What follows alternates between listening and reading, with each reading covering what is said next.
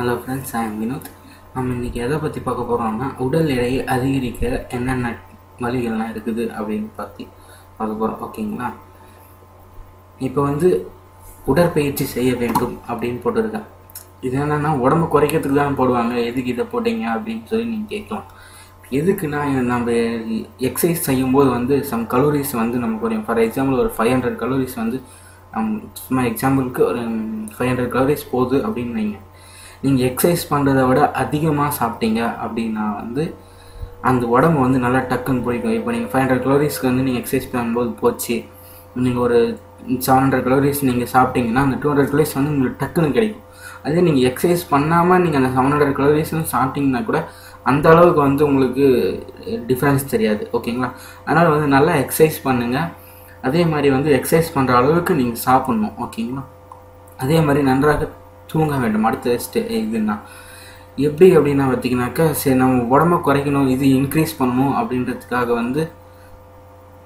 நீங்கள் தூங்காமே இருந்தீங்க அப்படின்னா நீங்கள் சாப்பிட்ற சாப்பாடு இதெல்லாம் உங்கள் உடம்போட சேராது. உங்களுக்கு நைட்டில் தான் நீங்கள் சாப்பிட்றது அதிகமாக உங்கள் எடையை இன்க்ரீஸ் பண்ணணும் அப்படின்னா நல்லா சாப்பிட்டு தூங்குங்க. அப்போ தான் அதோட இது எல்லாமே உங்களுக்கு கிடைக்கும். ஓகேங்களா? அடுத்த இது என்னன்னு பார்த்தீங்கன்னாக்கா சாக்லேட்டு மற்றும் ஐஸ்கிரீம் அப்படின்னு சொல்கிறாங்க. இப்போ வீக்லி ஒரு 3 டைம் 4 டைம் ஆகுது இது சாக்லேட் ஐஸ்கிரீமை கொஞ்சம் அடிக்கடி சாப்பிடுங்க. சாப்பிட்டீங்கன்னாவே அதோட உங்களுக்கு உங்களோட இது உடம்புல ஒரு டிஃப்ரென்ஸ் தெரியும், இன்க்ரீஸ் ஆகிறது உங்களால் பார்க்க முடியும். அதே மாதிரி நைட்டில் இப்போ தூங்குறதுக்கு முன்னாடி சாப்பிடுங்க. ஓகேங்களா? இரவில் தாமதமாக சாப்பிடுங்க. எது வந்தாலும் சரி. ஆனால் இந்த ஃபேட் அதிகமாக இருக்கிற ரைஸ் ஐட்டமாக சாப்பிடுங்க. சப்பாத்தி இதெல்லாம் விட்டுருங்க. இந்த ரைஸ் ஐட்டமாக அதே மாதிரி சாதம் வடிச்சிட்டு சாப்பிடாதீங்க. சாதத்தை வடிக்காத சாப்பிடுங்க. அதோட ஃபுல் ஸ்ட்ரென்த் உங்களுக்கு கிடைக்கும். கண்டிப்பாக உங்களோட உடம்பு இன்க்ரீஸ் ஆகும். அதே மாதிரி இது சொல்லவே தேவையில்லை, உங்களுக்கே தெரியும். நொறுக்கு தீனிகள்லாம் அடிக்கடி சாப்பிடுங்க. இப்போ உடம்பு குறைக்கணும் அப்படின்னு நினைக்கிறவங்க நொறுக்கு தீனிகள்லாம் அவாய்ட் பண்ணணும். இப்போ உடம்பு இன்க்ரீஸ் பண்ணணும்னு நினைக்கிறவங்க எதுனாலும் இப்போ கோழி இறைச்சி தோலுடன். இப்போ நிறைய பேர் என்ன பார்த்தீங்கன்னாக்கா தோலை ரிமூவ் பண்ணிவிட்டு வெறும் கறியை மட்டும் தான் சாப்பிடுவாங்க. உங்கள் உடம்பை இன்க்ரீஸ் பண்ணணும்னு நினச்சிங்கன்னா அந்த தோலோட சாப்பிடுங்க. அதில் கலோரிஸ் ஃபேட் இதெல்லாம் அதிகம். கண்டிப்பாக உங்களுக்கு உங்களோட இது சாப்பிடும். அதே மாதிரி டெய்லி ஃபுல் ஒரு முட்டை சாப்பிடுங்க.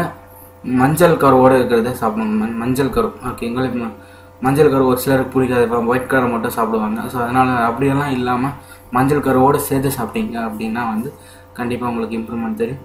அதே மாதிரி முந்திரி, பாதாம், பிஸ்தா இது எல்லாமே நீங்கள் அந்த வீக்கில் ஆட் பண்ணியே இருங்க. அடிக்கடி நீங்கள் தனியாக வாங்கி வச்சுன்னு கூட நீங்கள் சாப்பிட்டு முடிச்சதும் உடனே சாப்பிடுங்க. அது மாதிரி சாப்பிடுங்க. அதே மாதிரி வேர்க்கடலை அதிகமாக சாப்பிடணும். அதில் எண்ணெய் பொருள் அதிகம், அதில் கொழுப்பு சக்தி அதிகம். அதனால் உங்களோட உடம்புல ஒரு டிஃப்ரென்ஸ் இன்க்ரீஸ் ஆகும் கண்டிப்பாகவே. அதே மாதிரி வெண்ணெய், நெய், பாலில் தயாரிக்கப்பட்டது இதெல்லாம் பாதாம் இதெல்லாம் இன்க்ரீஸ் பண்ணிக்கோங்க. கண்டிப்பாக இதே மாதிரி சாப்பிட்டிங்கன்னா ஒரு 2 மந்த் இல்லை 1 மந்த் உங்களோட ஹெல்த்தை நீங்கள் எப்படி சாப்பிட்றீங்களோ அதுக்கு தகுந்த மாதிரி உங்களோட எடை இன்க்ரீஸ் ஆகும். கண்டிப்பாக உங்களோட ஹெல்த்தில் டிஃப்ரென்ஸ் இருக்கும். ஓகேங்களா? ஓகே ஃப்ரெண்ட்ஸ், நம்ம நான் நெக்ஸ்ட் அடுத்த டுட்டோரியலில் பார்க்கலாம்.